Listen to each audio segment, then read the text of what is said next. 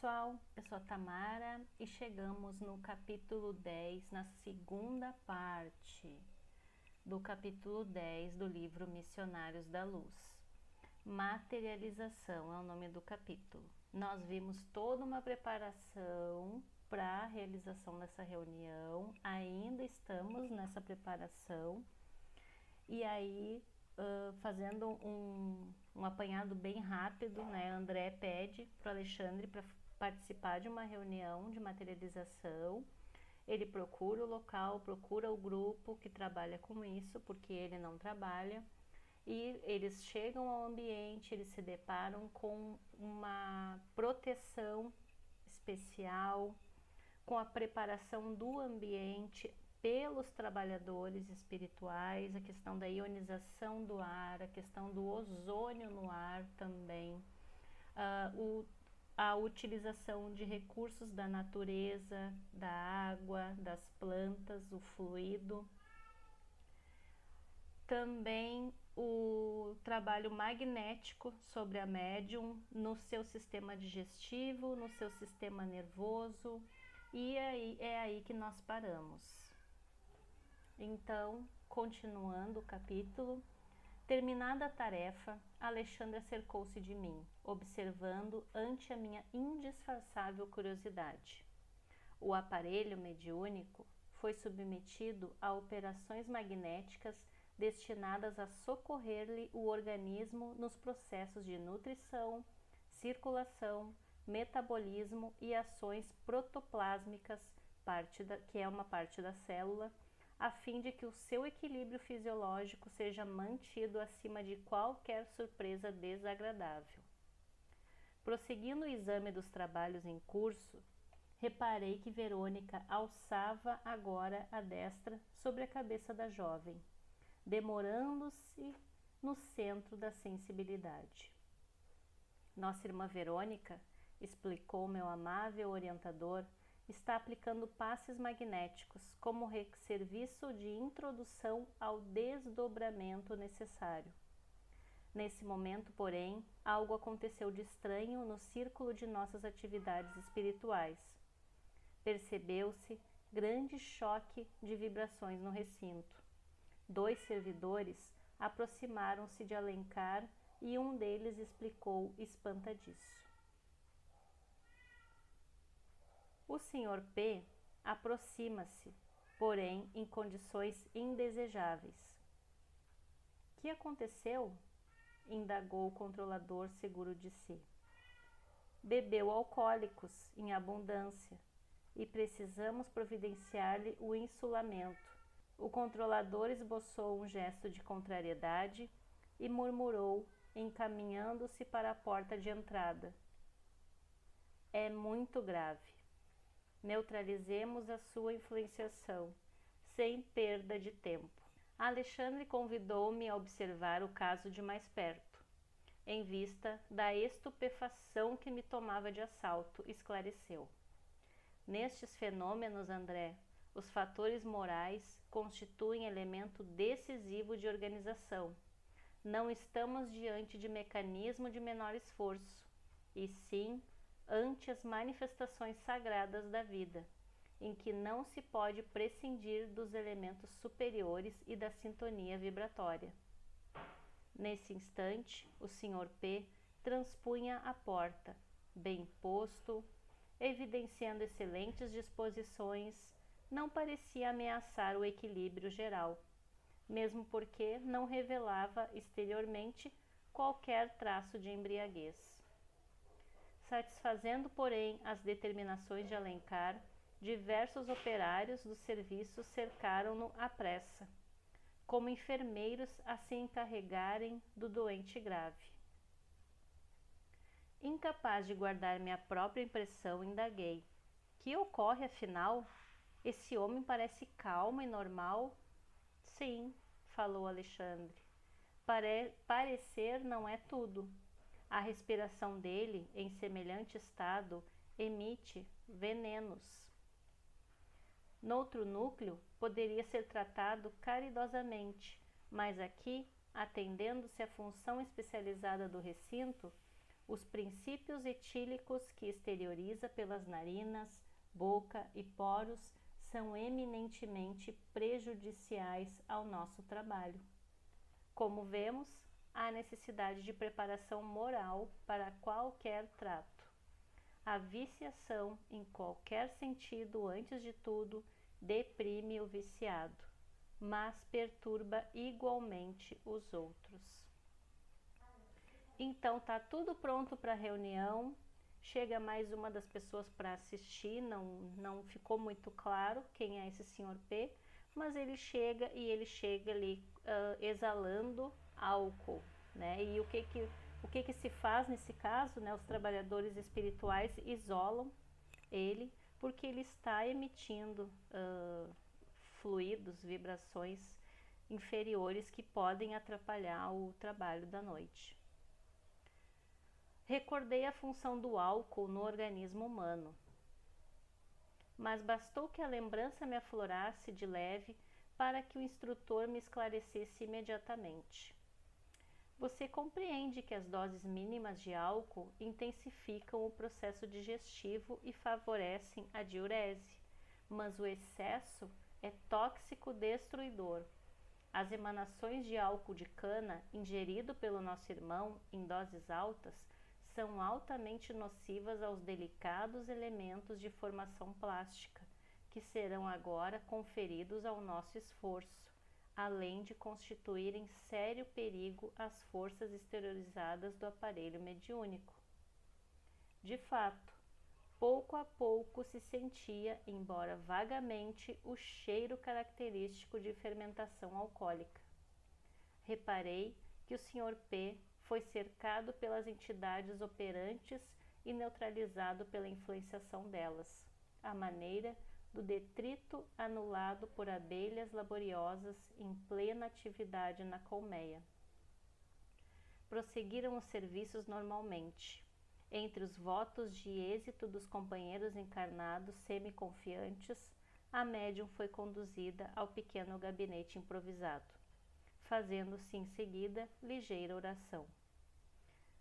Via-se, no entanto, que, como acontecia em outras reuniões, os amigos terrestres emitiam solicitações silenciosas, entrando as vibrações mentais em conflito ativo, desservindo ao invés de auxiliar no trabalho da noite, o qual requisitava a mais elevada percentagem de harmonia. A claridade fraca e suave da luz vermelha, que substituíra a forte lâmpada comum, notavam-se emissões luminosas do pensamento dos amigos encarnados. Os amigos que estavam lá para assistir o fenômeno, cada um estava no seu pensamento próprio, fazendo ali os seus pedidos silenciosos, um pedindo pela mãe, outro pelo pai, outro numa queixa, né? Mês passado foi fraco. Cada um ali, cada um está pensando no seu, né? No seu desejo íntimo e não está se esforçando a ter uma harmonia de sentimentos e de pensamentos para que realize o melhor possível na reunião, que seria o ideal, né? Francamente, não havia na pequena comunidade o espírito de entendimento divino do serviço em curso. Ninguém ponderava a expressão do fato para a humanidade terrena, sequiosa de revelação celeste. Via-se que a reunião era profundamente dominada pelo eu. Enquanto uns exteriorizavam exigências, outros determinavam as criaturas desencarnadas que deveriam comparecer nos fenômenos de materialização. Procurei, contudo, coibir minhas impressões de desagrado, porque todos os trabalhadores de grande elevação no recinto portavam-se calmamente, tratando os companheiros carnais com desvelado carinho, quais sábios em face de crianças queridas ao coração. Diversos servidores espirituais começaram a combinar as radiações magnéticas dos companheiros terrenos a fim de constituírem material de cooperação, enquanto Calimério, projetando seu sublime potencial de energia sobre a médium, operava-lhe o desdobramento, que durou alguns minutos. Verônica e outras amigas amparavam a jovem, parcialmente libertada do corpo do veículo físico, mas algo confusa e inquieta ao lado do corpo, já mergulhada em profundo transe. Em seguida, notei que, sob a ação do nobre orientador da tarefa, se exteriorizava a força nervosa, à maneira de um fluxo abundante de neblina espessa e leitosa, como está aqui nessa imagem, meramente ilustrativa. Notando a perturbação vibratória do ambiente, em vista da atitude desaconselhável dos companheiros encarnados, disse Calimério ao controlador mediúnico: Alencar, é necessário extinguir o conflito de vibrações. Nossos amigos ignoram ainda como auxiliar-nos harmonicamente, através das emissões mentais. É mais razoável se abstenham da concentração por agora. Diga-lhes que cantem ou façam música de outra natureza. Procure distrair-lhes a atenção deseducada. Alencar, porém, que se encontrava sob preocupações fortes diante das múltiplas obrigações que deveria desempenhar no momento, pediu a colaboração de Alexandre, que se colocou à disposição dele imediatamente. André, falou meu orientador em tom grave, improvisemos a garganta ectoplásmica. Não podemos perder tempo. E, identificando-me a inexperiência, acrescentou: não precisa inquietar-se, bastará ajudar-me na mentalização das minúcias anatômicas do aparelho vocal. Estava aturdido, mas o instrutor considerou.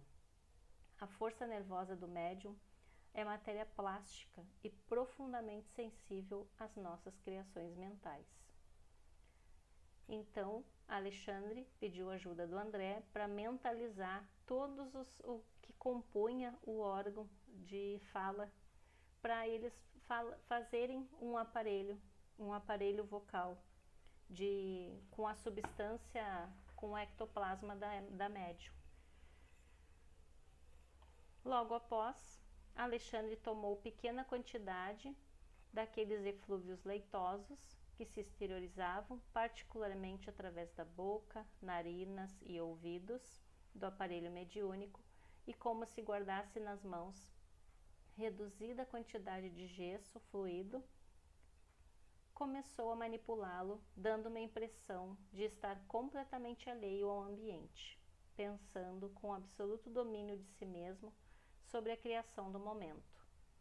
Aos poucos, vi formar-se sob meus olhos atônitos um delicado aparelho de fonação. No íntimo do esqueleto cartilaginoso, esculturado com perfeição na matéria ectoplásmica, organizavam-se os fios tenuíssimos das cordas vocais, elásticas e completas na fenda glótica, e em seguida Alexandre experimentava emitir algum som, movimentando as cartilagens aritenoides. Formara-se, ao influxo mental e sob a ação técnica de meu orientador, uma garganta irrepreensível. Com assombro verifiquei que, através do pequeno aparelho improvisado e com a cooperação dos sons de vozes humanas guardados na sala, nossa voz era integralmente percebida por todos os encarnados presentes. Parecendo-me satisfeito com o êxito de seu trabalho, Alexandre falou pela garganta artificial, como quem utiliza um instrumento vocal humano. Meus amigos, a paz de Jesus seja convosco. Ajudem-nos, cantando, façam música e evitem a concentração, porque nós vimos que a concentração de cada um estava diferente, focada nos seus pedidos pessoais. Então, eles fizeram o quê? Fluidos dos demais assistentes e médiums, mais fluidos da natureza, fluidos espirituais, fluidos do médium de efeitos físicos, no caso a moça, que sai do seu corpo.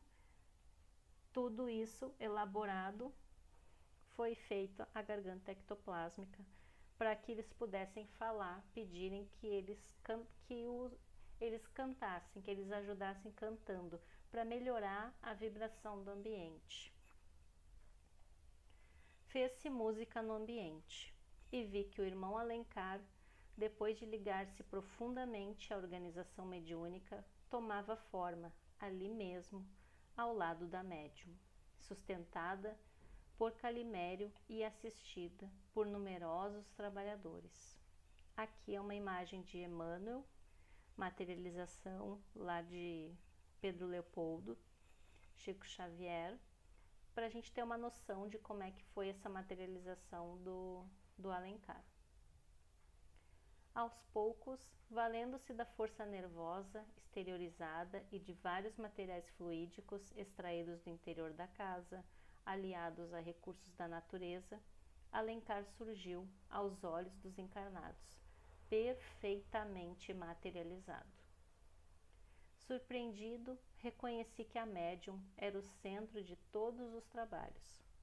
Cordões tenuíssimos ligavam-na à forma do controlador, e quando tocávamos levemente na organização mediúnica, o amigo corporificado demonstrava evidentes sinais de preocupação.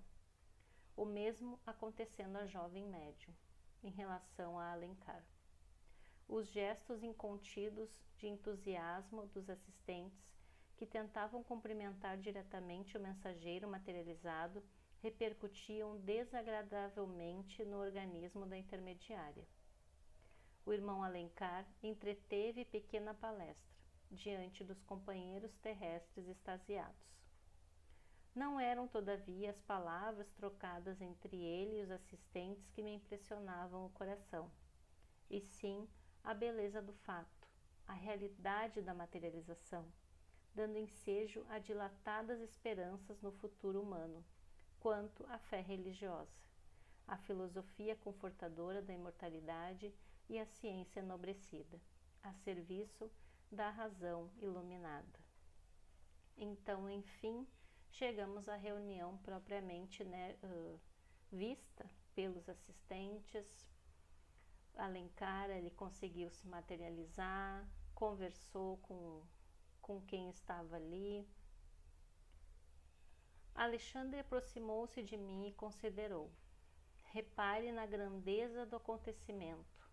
O médium desempenha o papel de entidade maternal, enquanto Alencar, sob a influência positiva de Calimério, permanece em temporária filiação ao organismo mediúnico. Todas as formas que se materializarem serão filhas provisórias da força plástica da intermediária. O amigo que conversa com os encarnados é Alencar, mas os seus envoltórios do momento são nascidos das energias passivas da médium e das energias ativas de Calimério, o mais elevado diretor desta reunião.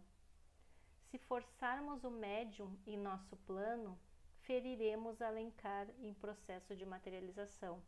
Se os companheiros terrenos violentarem o mensageiro repentinamente corporificado, esfacelarão a médium, acarretando consequências funestas e imprevisíveis.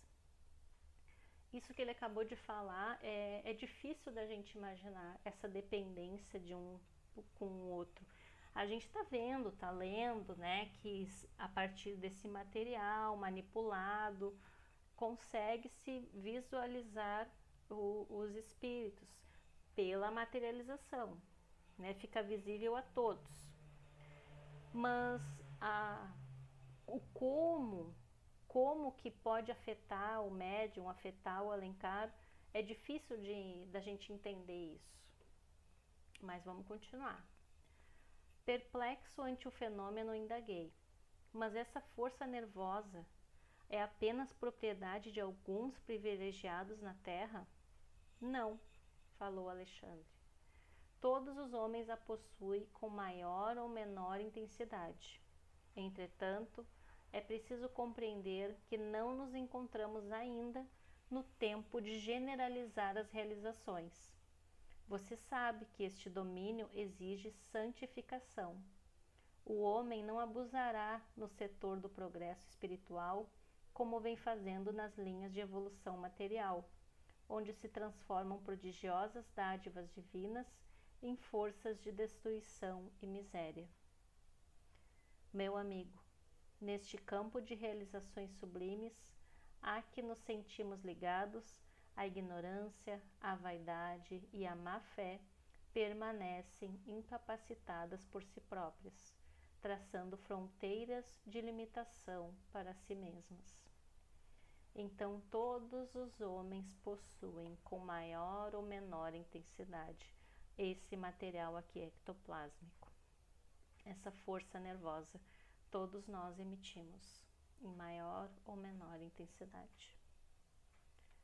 Impressionado com as maravilhas sob meus olhos, notei que ao apelo de Alencar e com o concurso generoso de Calimério, materializaram-se mãos e flores, à maneira de mensagens afetuosas para os assistentes da reunião.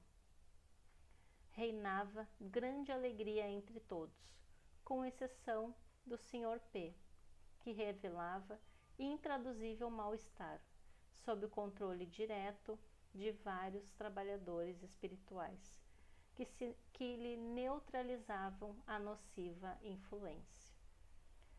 Depois de maravilhosos minutos de serviço e júbilo, com significativas demonstrações de agradecimento a Deus, terminaram os trabalhos da noite, cooperando todos nós para que a médium fosse perfeitamente reintegrada no seu patrimônio psicofísico.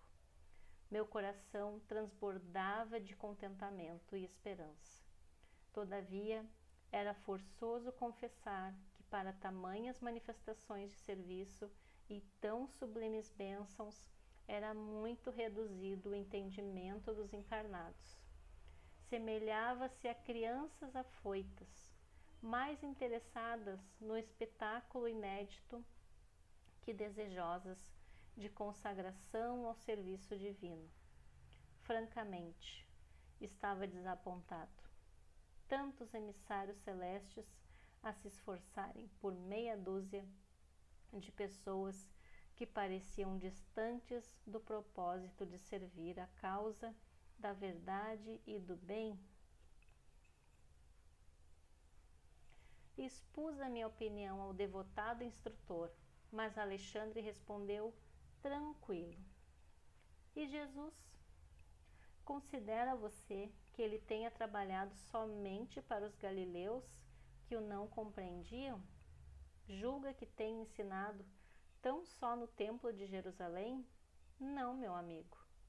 Convença-se de que todos os nossos atos, no bem ou no mal, estão sendo praticados para a humanidade inteira.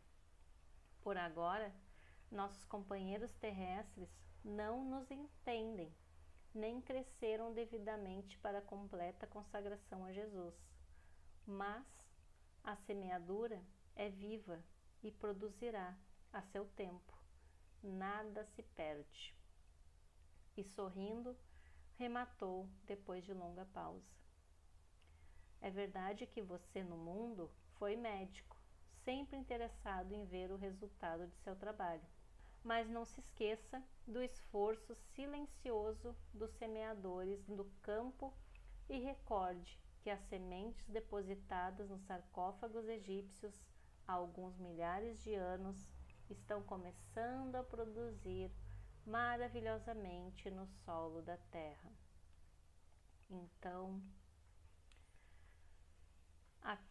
eles participaram de uma reunião, e essa reunião acho que se deu antes da publicação do livro, que foi em 1945, e nós estamos agora, início de 2024, estudando o livro. Então, olha quanto tempo se passou, quantas pessoas já tiveram acesso ao livro, a outros livros que falam de materialização, participaram ou participam até hoje de reuniões. Então, nada se perde, realmente, como ele falou. E também a questão de Jesus, nós também estudamos na doutrina espírita os ensinamentos. Então, Ele ensinou lá, naquela época, e nós estamos hoje ainda tentando entender seus ensinamentos, lendo, relendo, participando de estudos, e assim a gente vai caminhando, estudando, conversando, para um melhor proceder, melhorar nossas atitudes, nossas ações, sermos cada vez melhores. Então, finalizamos o capítulo 10 e aguardo a todos no próximo capítulo. Fiquem com Deus.